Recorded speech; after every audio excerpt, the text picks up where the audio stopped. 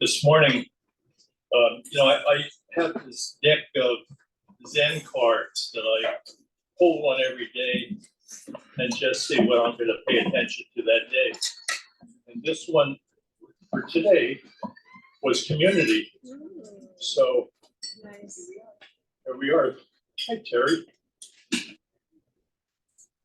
But community, understand that you will be like those with whom you surround yourself. Your environment is stronger than you are. I'll buy that.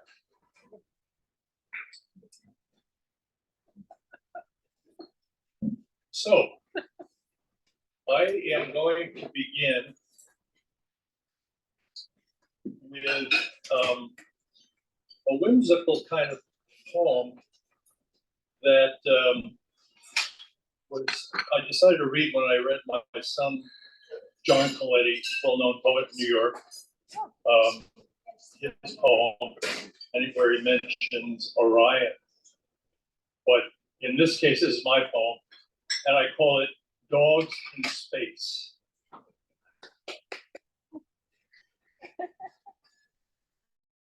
Who clapped? Thank you.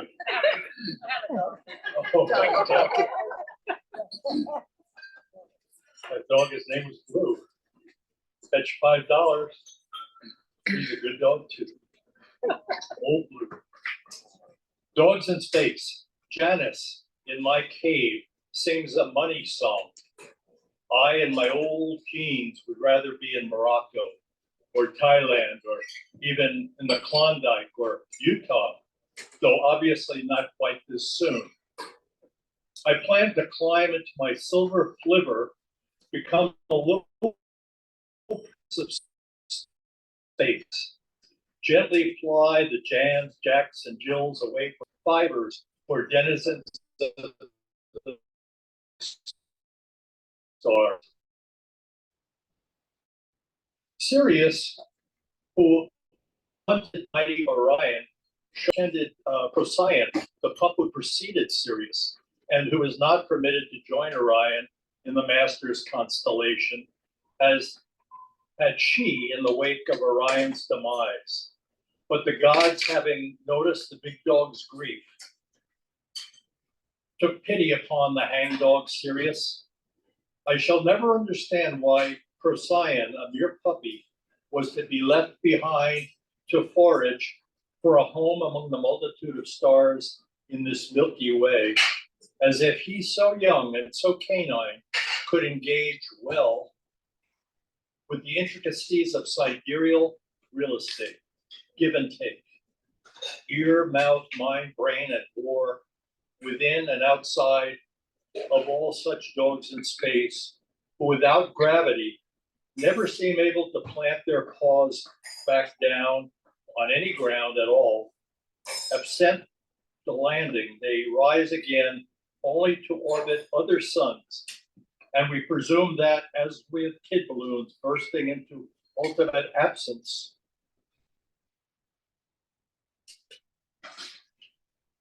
lost it?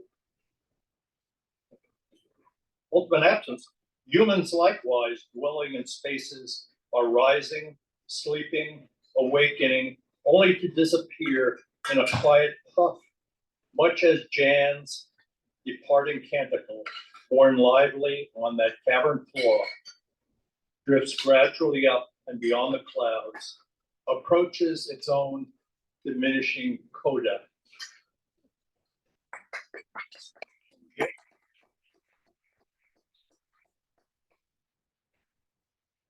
This was in One Art, 2023, having aged gradually as trees do. I've begun telling people I'm old, doling activity sparingly as napkins from small restaurant owners. She wants nothing yet to do with aging. Fatigue, the silt of activity, dawdles in moments wantonly spent. On my black leather couch, where black dog on my blue jeans sleeps content. Today's fortune cookie, my sacramental act as if it were impossible to fall.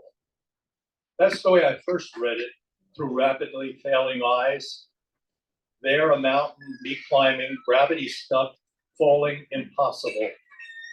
With my eyeglasses retrieved, its meaning diminishes to impossible to fail. Proof indisputable that metaphor carries more of reality than human experience easily imagines. Or, according to Novalis, poetry heals the wounds inflicted by reason. But what here of wounds when per Kerouac, no one falls off mountains? And acting as though failure is impossible, each of us remains a rooted oak. Until such time as rivers from the sky cascade down over and through us, and roots rot, loosen, and finally fail.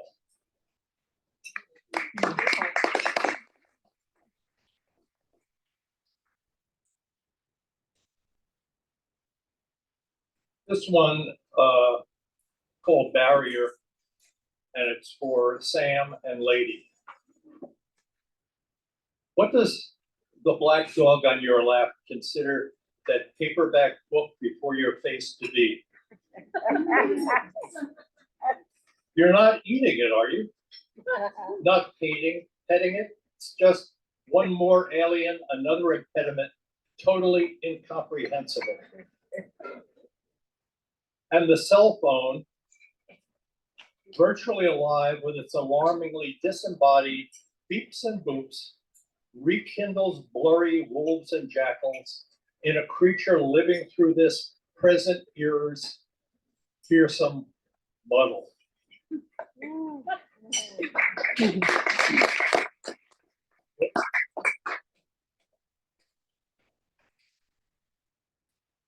So,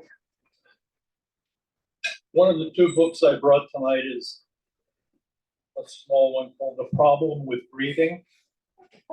And this was published by an outfit in Little Rock, Arkansas. Should be looking at my notes, but I'm gonna. This one's prophetic. Big Bill's heart. Big Bill's heart, unlike your heart, has swelled overly large.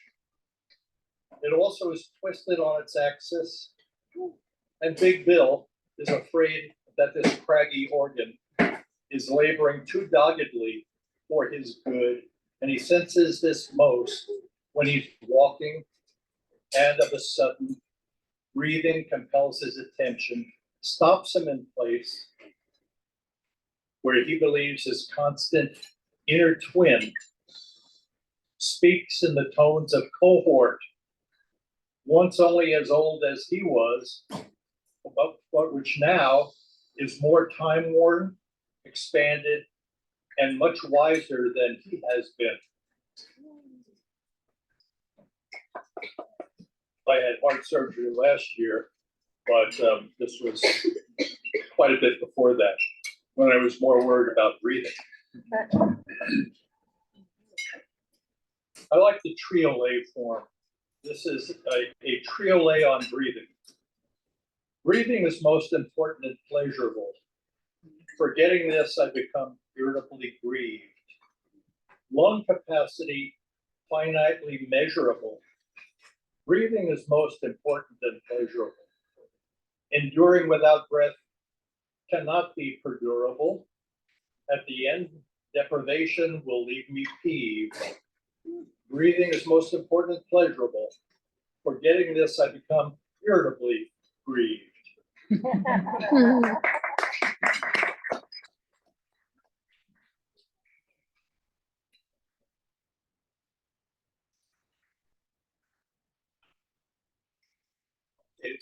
This was published in North American Review, and it's about love.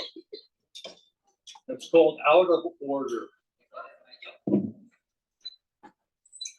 Love grows sturdy as bodies weaken. Only the declining fully know this. Proverbial cracks admit the light. Dawn breaks brighter with each day added. Passion transforms to subtle sweetness. More peach or plum than lime or lemon. Words less pungent than understanding.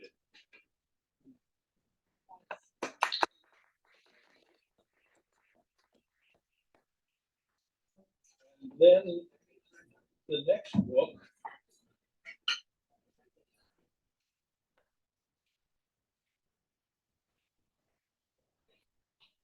was Apollo Blues Harp and the Gods of Song.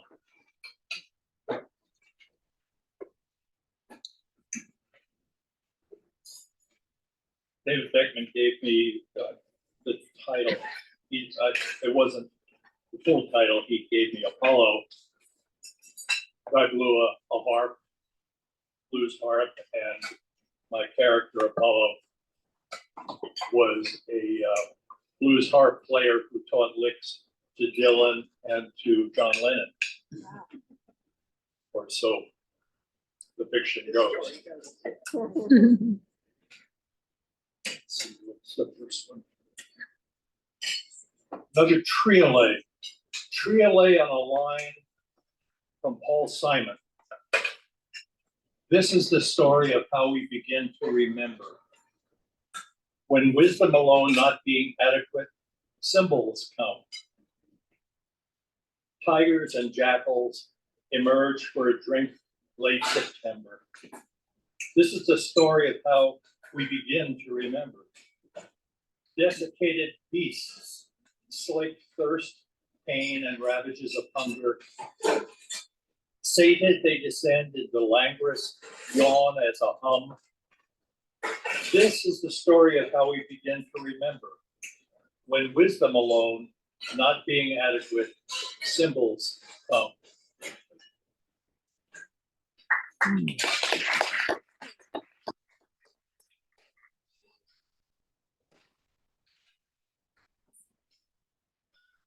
And here's one on my hero, John Coltrane. It's titled Coltrane, Dave. I suppose what it is with Train and me is he takes all the time he wants to take. Even outside of time, sidereal time, stardust time, Bessie Blue time, through and through him time. The Duke laying down Stevie blocks. Train ain't gonna be no mortar here. He gonna weave a kind of mesh round Duke's work. Train lacing Duke's solidity with blues spirit. Duke hears it, stays near it, laying Stevie blocks, now playing train blocks. The Duke inspired laying down train blocks. Then comes slow trains, pleasing, molasses blue invention, and no one makes new like Coltrane, the original organic cat, and not such a stranger in a not so strange land. He resonates. That's it. We get Train. That's why Train is Train. You hear a bass soloing wherever that bass is echoing. Whoever that bass he echoing Train.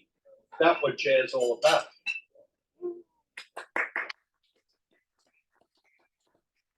Thank you. Now, leaving the books. I think we all were haunted by the picture that came to be called Falling Man from September 11th, 2001, when people were falling out of or jumping out of the Twin Towers. And, you know, this is a little bit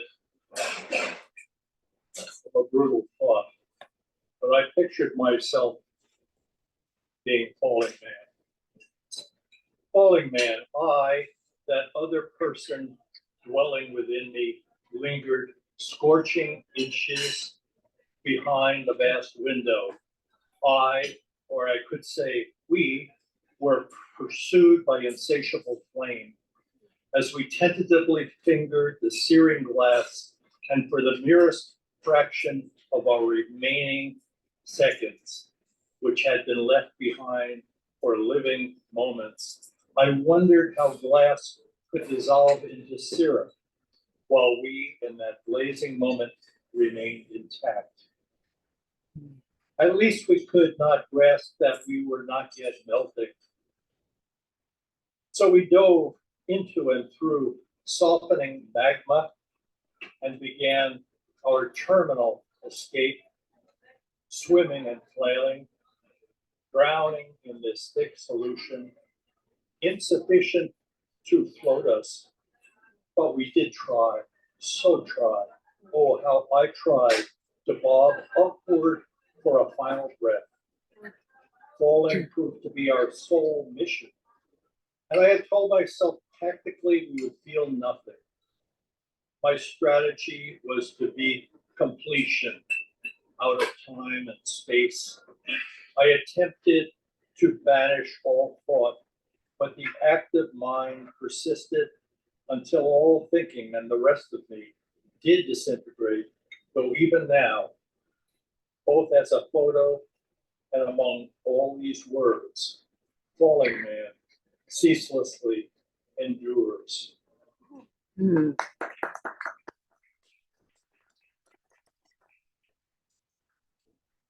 Now, I read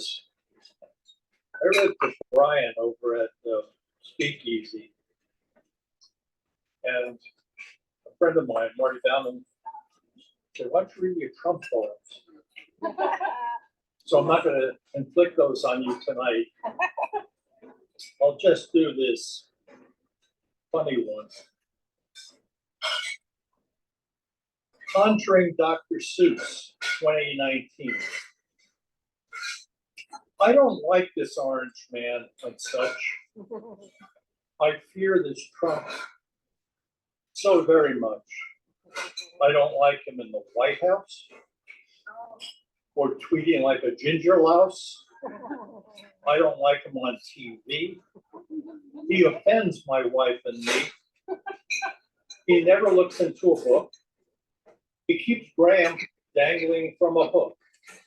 I do not like this orange man. Impeach him, Nancy, while you can. The House is where your duty calls. Forget the Senate has no balls. When Kentucky's Mitch McConnell looks and acts like Ron McDonald, I wonder who's afraid of what? Orange man, Stephen Miller, not. Russians with their vicious robots, base brains gone like inside donuts.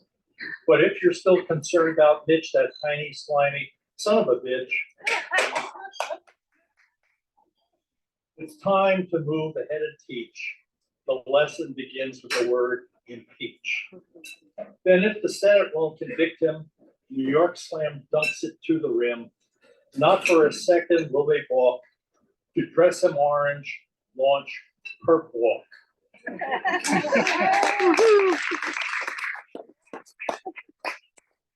Now that we all feel a little better,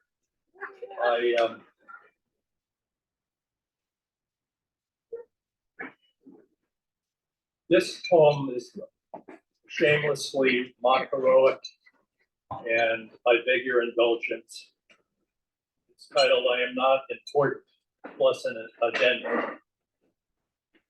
I am not as important as I once thought I was, or I think I am, and may well be as unimportant as I feel this morning, following a reading where I longed for shrieks and gasps, applause and gratitude, a processioning audience clamoring for my books, my autograph, my lingering presence.